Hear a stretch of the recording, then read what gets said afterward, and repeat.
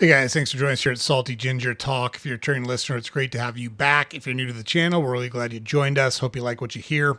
So in today's episode, we're going to give you some tips and techniques that you can use to both de-escalate confrontational conversations while still standing your ground and not giving in.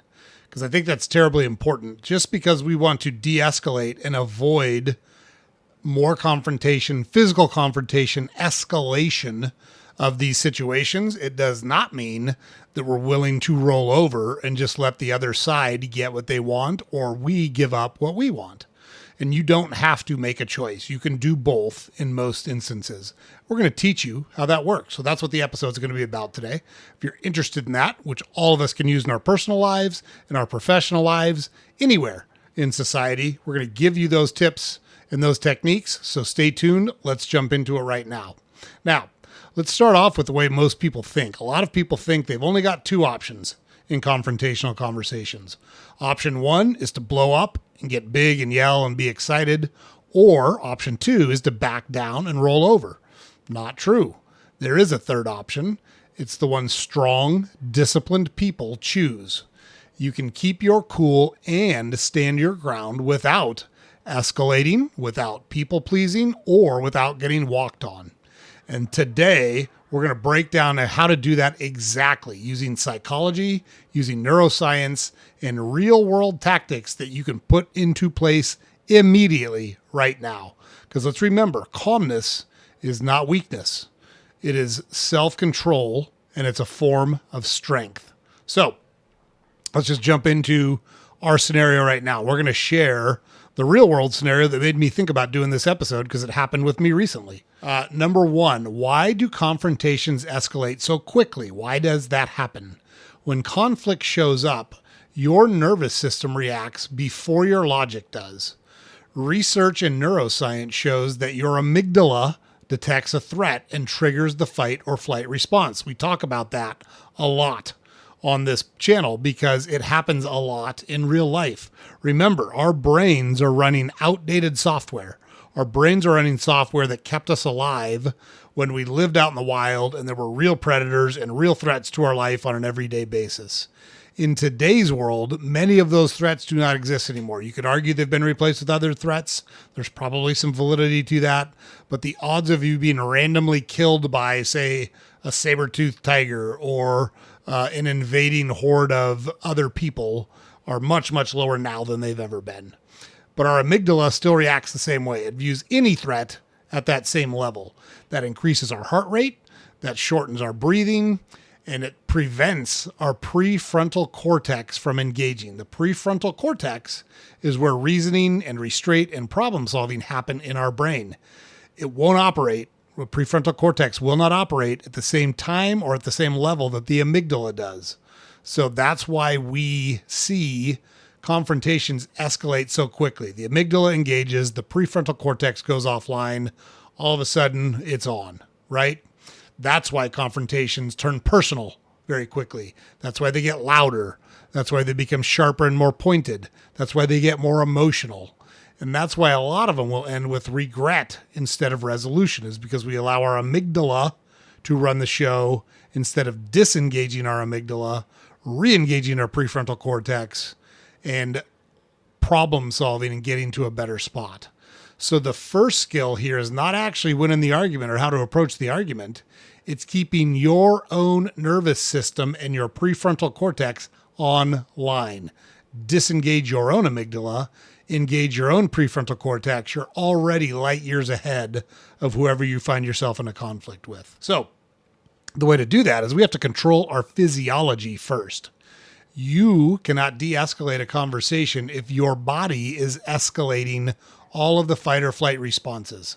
Studies show that slower breathing and a relaxed posture directly reduce the emotional activity in your brain. So when we find ourselves in these situations, we need to immediately do these things. Slow our breathing, longer exhale than inhale.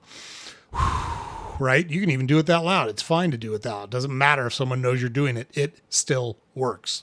Lower your voice slightly. Have you ever noticed how people tend to get louder? You want to get lower. Lower your voice just slightly. Keep your hands still and visible. No wild gestures, no pointing, no aggressive motions.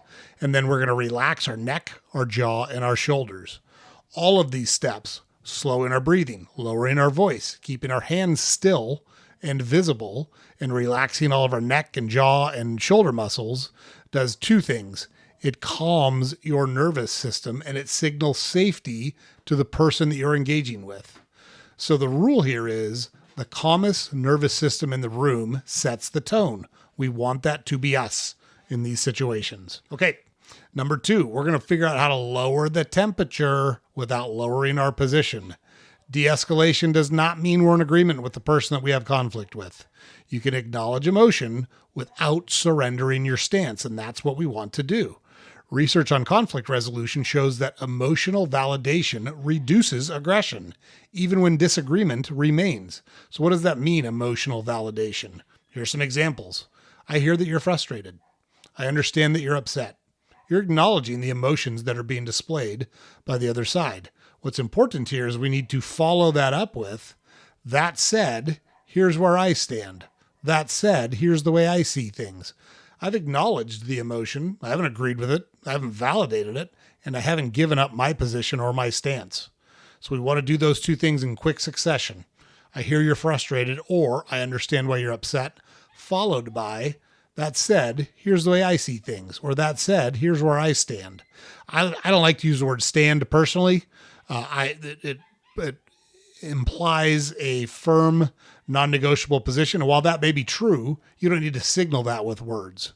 Here's the way I see things is much better. It's been my experience. That's much better received by the other side. So that's the way I do it. And the reason is because it separates the emotional acknowledgement from the behavioral or boundary agreement that we're sticking to. We're not giving in. All we're doing is stabilizing the conversation so we can hopefully get to a better point. Now, step number 3 is we're going to use calm, firm language we're not going to explain. We don't want to go into some long soliloquy about why we're right or all the reasons we've been wronged or any of the other explanations that people love to make in confrontational conversations. It does not do you any good. But when people feel threatened, they feel like long explanations are necessary, and the other side hears weakness or negotiation. That's not what we want to signal.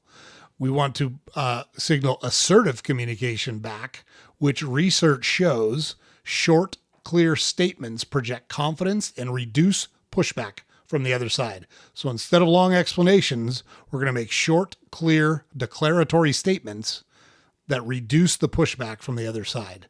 So instead of over-explaining, instead of repeatedly justifying our position, instead of defending our own character if it's been attacked, we're going to use calm, firm statements like, that's not something I'm willing to do. I'm open to discussing alternatives. I'm not okay with that. Said plainly, unemotionally, just like I said them. No anger. There's no apology. There's no essay. That clarity and those declarative statements will show strength, and it will show that you're not willing to back down from your position without making the statement, I'm not willing to back down from my position, because that's going to escalate. We're trying to de-escalate, but hold our ground. Remember our goal here, okay? Tip number 5, don't take the bait. This is where I see so many people go wrong. They take the bait because confrontational love to escalate by insulting you personally. It's called an ad hominem attack. And in the story I'll tell you at the end of this, that's exactly what happened in this situation. And that's where the guy lost the plot. Accusations. They'll make accusations against you unfounded in many instances. Or they'll engage in emotional exaggeration. All of which are tactics to try to get you to escalate and disengage your prefrontal cortex, engage your amygdala, get into an emotional and heated argument where you're much less likely to have success in the conversation. This technique is called provocation, and studies show that it's designed to trigger emotional reactivity. We're not going to do that.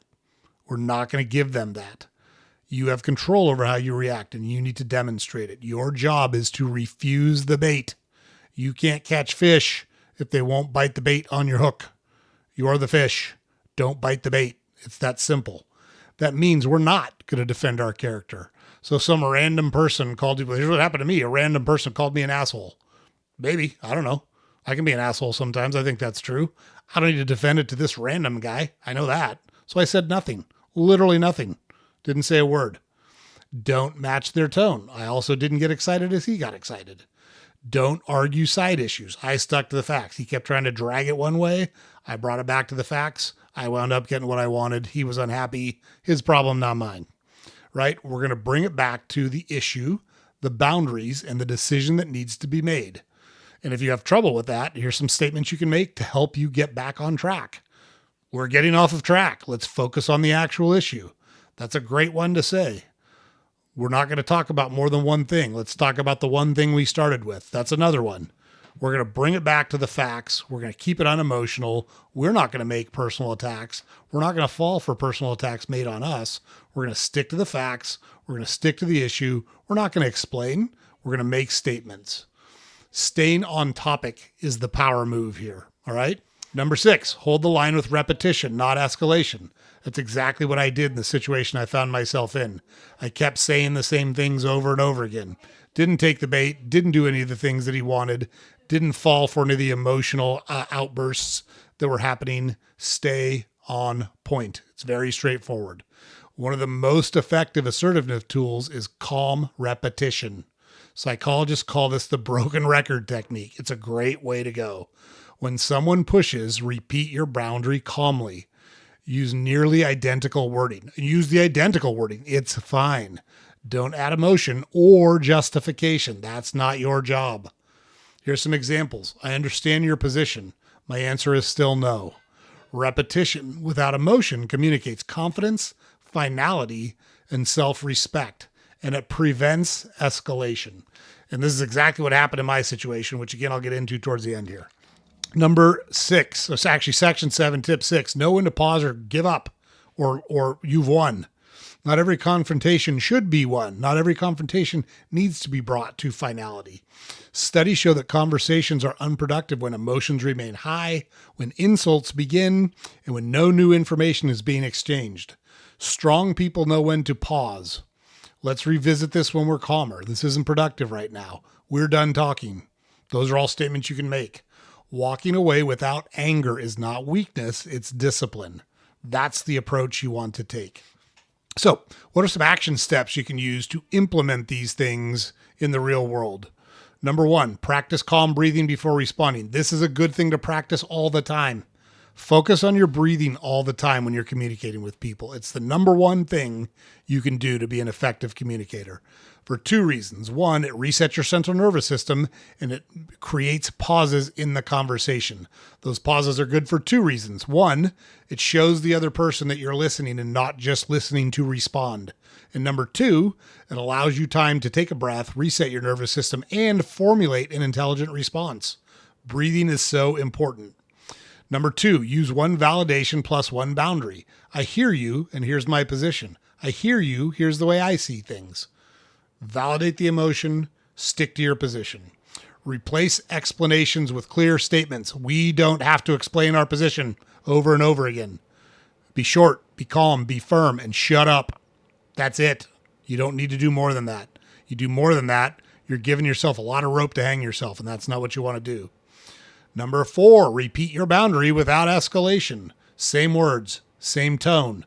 No emotion, no escalation in our voice, no escalation in our tone. We're not going to start talking faster. We're going to repeat ourselves in a calm, firm tone. Number 5 is to exit the conversations that turn disrespectful, calmly and decisively. I'm not going to continue this under these circumstances. This isn't productive. We're ending this. Real straightforward. So here's a situation that made me think about doing this. So I was on a Southwest flight over the weekend. And for those of you that know, it's December. Right now, until January 1st, Southwest has open seating. So literally, when you get on the plane, whatever seats are open to anyone. And so I almost always sit in the emergency exit row. When it's open, I sit in it because it's got extra leg room, doesn't cost any extra money, real straightforward. So I had my wife with me. There was a guy in the emergency exit row on the aisle. No problem. We'll take the window and the middle seat. I said, I'll take those 2 seats. He said, well, you can have the window seat, but my wife's sitting in the middle seat. And I said, where's your wife? I don't see her. He said, she's in the bathroom. I looked at both bathrooms. I said, there's nobody in the bathrooms. Your wife isn't on the plane yet. He said, she's sitting next to me. I said, you can't save seats on Southwest. It's very straightforward. My wife and I are taking those 2 seats. He said, you can't have that seat. I said nothing.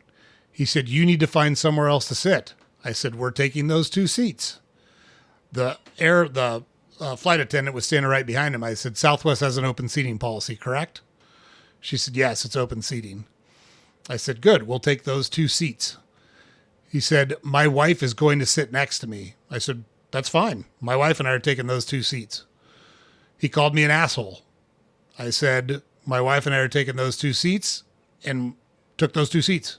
Real straightforward. We sat next to him on the flight. He didn't say a word to me. He didn't look at me. He didn't escalate. Nice and easy. Did people think I was a jerk? I don't know. I don't care. All I cared about was we had a 2-hour flight. We had the extra leg room, which is one of the main reasons I book on Southwest, by the way. I know the policy. I know how it works. This guy doesn't get to arbitrarily change the rules. He doesn't get to just get his way because he's being a prick. Not going to happen. I'm not going to get in a fight on an airplane and wind up on TikTok or YouTube or a viral video of me getting in a fight with a guy over an airline seat. Very straightforward, calm declarative statements, stand your ground, don't insult, accomplish what you need to accomplish. That's the whole point of the episode. It works in real life. It works almost every time in real life. Every once in a while, you'll come across someone who's drunk or high on a substance or not right in the head. They're difficult to deal with. Got it. But those people are few and far between. Most rational people will recognize when they're on the wrong end of things, like this guy did. And we got to sit where we wanted to sit. We were happy. He was not my problem, his problem. And got it done in a way that was non-confrontational, did not escalate, and still accomplished what we wanted to accomplish. I didn't call him any names. I didn't insult him. He can insult me. That's fine. I don't care. Fine by me. Some random guy out there thinks I'm a jerk. Duly noted. Doesn't matter. All right? So here's the truth. You don't have to be loud to be strong. And I can be loud. I can be super loud. I can be aggressive. If it comes to that, I've got that tool in the toolkit. It's been my experience that it rarely accomplishes what you want it to accomplish in a productive way. You don't have to be aggressive to be firm. You can just be firm. And you don't have to give in to keep the peace. You can stand your ground without escalating the situation. Calm self-control paired with clear boundaries is one of the most powerful skills that you can develop as a person. Because when you stay cool and you stand your ground, you earn respect from yourself and from others. That's not weakness, that's mastery. That's where we want to get as people, we want to get as communicators, we want to get as leaders. So I hope these tips are helpful. They will work almost every time. I've been doing these things for decades. I am telling you, they will work almost every time. You don't have to give in. You don't have to escalate. You don't have to be a jerk. You don't have to engage the emotions, the name calling, the escalation. Stand your ground, declarative statements, de-escalate, recognize their emotions, stick to the facts. You'll wind up in a good spot. All right, James puts it up over here every day. Head over to our website, saltygingertalk.com. All of our podcast episodes are available there. Links to our social media accounts are available there. We publish a newsletter every weekday you can subscribe to on our website. We keep having awesome people on that share what they've learned from life and how they've applied those learnings to build lives of meaning and purpose and value to them.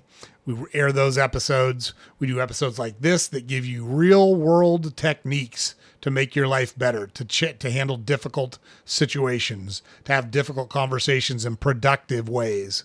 Those are all things that you can use every day in your life to make a better life. You don't want to miss any of that stuff. It's all good stuff, and it's really going to help you get to where you want to be. Make sure you catch our next episode. We'll see you there.